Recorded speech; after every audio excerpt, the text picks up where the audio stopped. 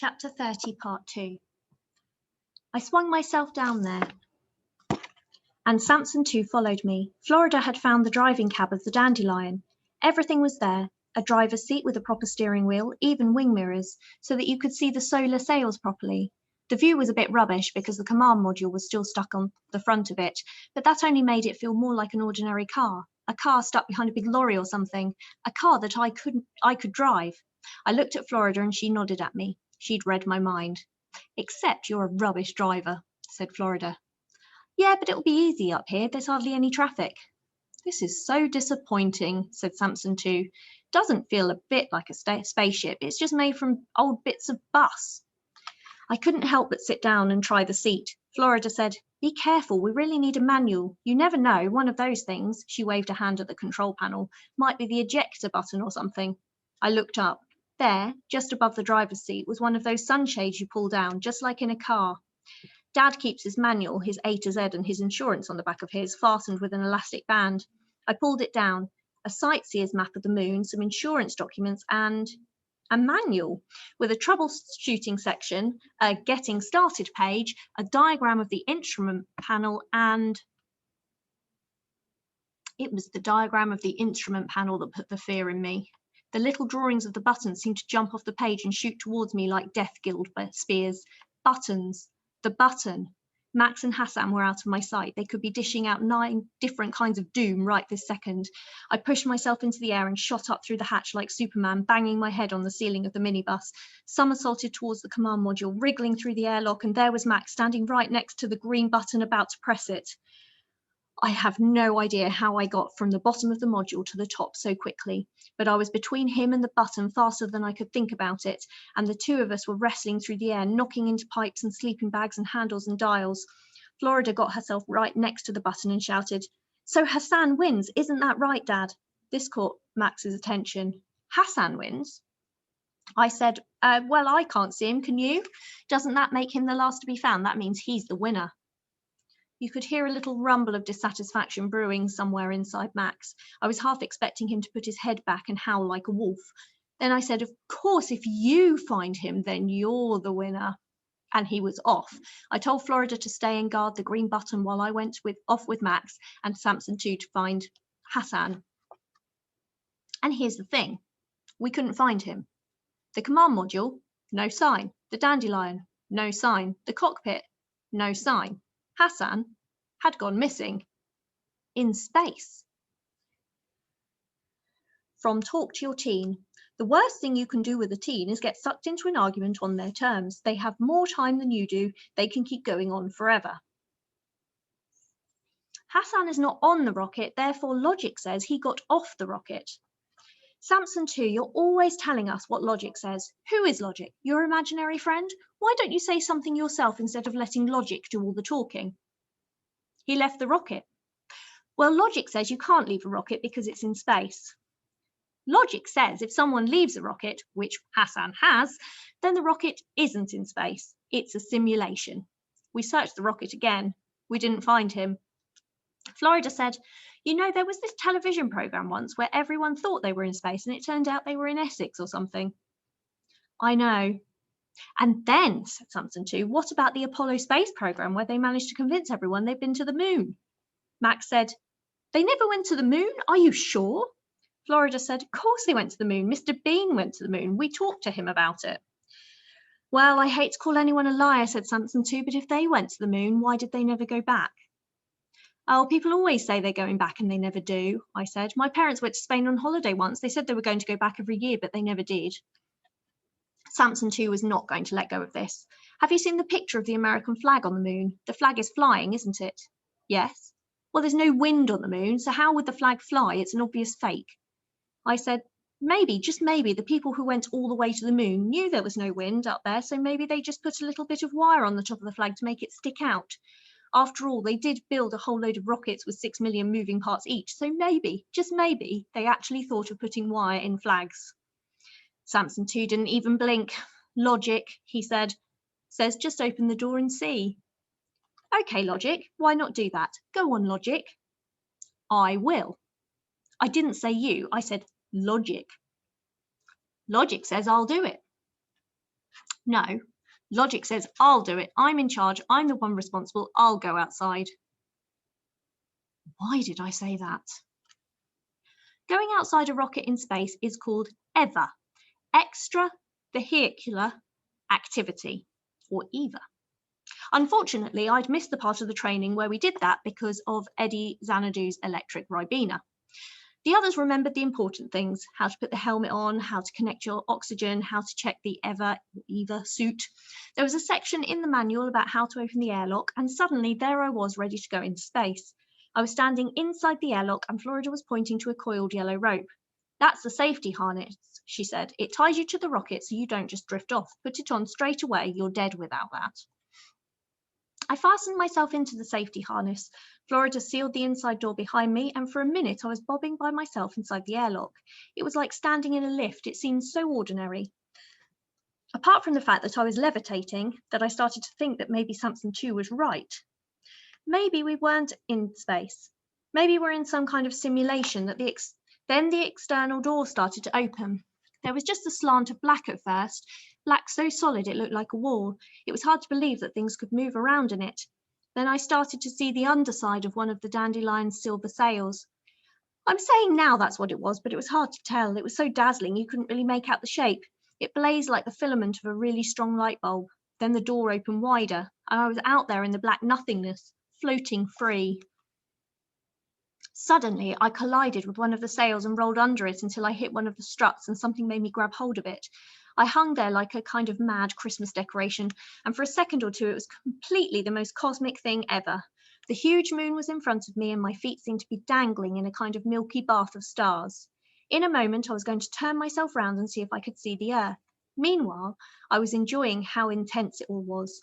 The space between the stars was blacker than anything I'd ever seen, but everything that was shining, the sail, the moon, the stars, my metal cuffs, was shining a million times brighter than you've ever seen anything shine. Even my yellow safety cord seemed to shine.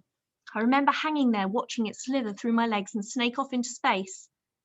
I remember thinking, hey, I've got a safety cord I can let go, and at the same time thinking, if one end of it's fastened to me, what's the other end fastened to?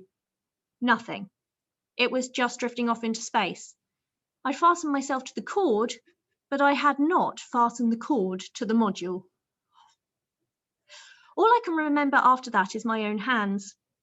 My own hands gripping the struts, trying to hold on. My own hands shuffling painfully slowly along the sail towards the module.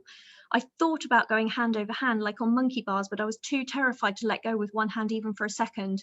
It seemed to take hours to get back to the side of the rocket. I was sweating and my heart was thumping. By the time I was next to the rocket, my helmet was starting to steam up. That's when I realised I wasn't really sure which way it was back to the hatch. I'd rolled over so many times under the sail, I couldn't remember now whether I came out the back or the front. I worked out that if the yellow cord was streaming past me, then it must be pointing in the opposite direction to the one I came from. Also, I knew I couldn't see the moon from the hatch, so the hatch must be the end furthest from the moon. Underneath the sail, there was a strut attaching it to the module. I edged down that and found the sill of the compartment the sails had been in before they popped out. I gripped that and followed it towards the back. It took ages. By the time I got to the end, I was too tired to do anything except hang there, staring straight at a couple of rivets and a big metal panel. I knew the hatch must be nearby, but I couldn't see much by then because of the condensation in my helmet. I was also starting to worry about how much oxygen I had left. I ran my hand over the panel until I came to the edge of it. There was a double row of rivets there, just wide enough to squeeze my fingers between. That should hold me for a second. I brought my other hand over and squeezed that in too. Then I reached out to find the next panel. Did the same. I was just clinging on by my fingertips the whole time. I was crawling along the outside of something that was moving faster than a train. I tried to find the hatch with my fingers, but suddenly my foot caught on something. It was stuck. I brought the other foot round to it. Yes, 2 feet fitted inside. I ran 1 foot along the inside rim of whatever it was, then I froze. The rim seemed quite sharp and metal. What if I ripped the suit? I stayed still for a while, trying not to breathe.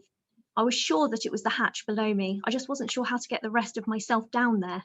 I tried crawling down with my hands, but keeping my feet tucked in. It only took me so far. I was going to have to try to jump down, but what if the moment I let go, I just shot off into space?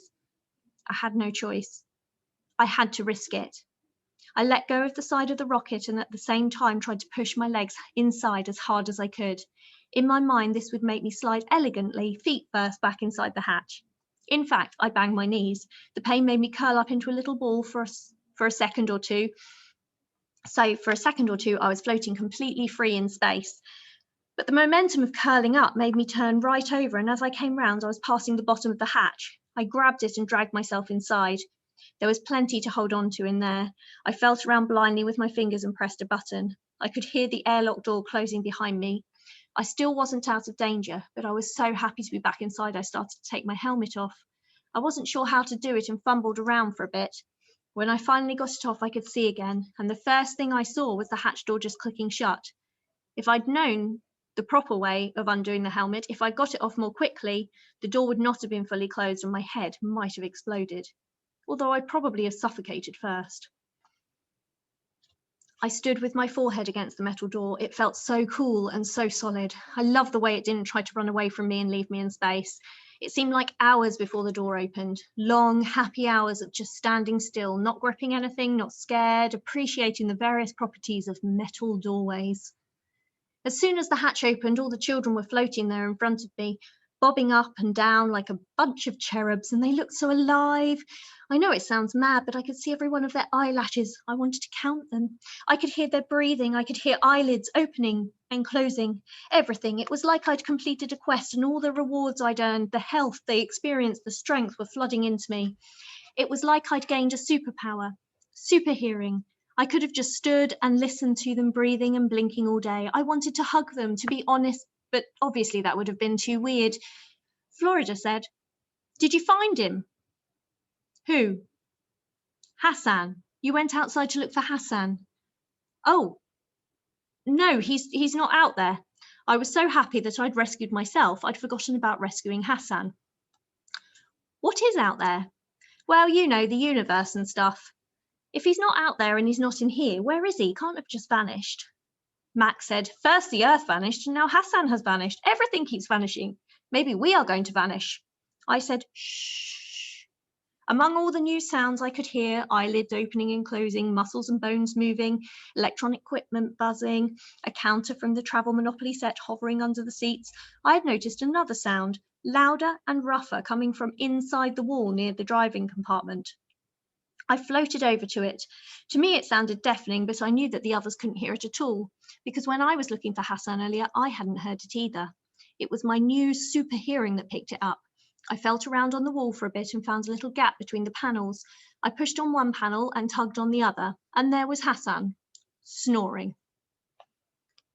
He woke up looking so pleased with himself. He said, "Did I win? When the soldiers came to my village, I hid in the space behind the water tank for 3 days. I have had plenty of practice at hide and seek." I said, "Oh, of course, I'd forgotten about that." It was strange to think that this might be only the second most dangerous game of hide and seek Hassan had ever played. "So I won?" "Yes, you won, you really did." "So," said Max, "he won. Finally, I am a loser." I looked at him. With my super hearing, I could almost hear his heart beating faster than usual. Then it seemed to calm down. "You know," he said, "it does not feel so bad." Florida shoved him and he floated backwards all the way to the other side of the minibus. He laughed all the way. Watching him made me feel good. I knew then that the green button was finally safe from him. I said, "Let's measure you all on the height chart, see if you've grown." Florida looked at me like I'd gone mad. "You're only gone 10 minutes. How would we have grown?" "Space, isn't it? Like Samson 2 said, less gravity on your spine." They all lined up and I marked off their new heights on the door, just like Mum used to with me at home. Samson 2 said, "The power of suggestion is amazing. We've all grown an inch or so, just like we would have done if we were really in space." "We are really in space," said Max. "Mr. Digby went outside, remember?" "Yes," said Samson 2. "He went outside, read a newspaper and came back in." I was tempted to say, "Okay then, if you don't believe me, you go out there." But I took a deep breath and said, "Okay, but you know, say it's only a simulation.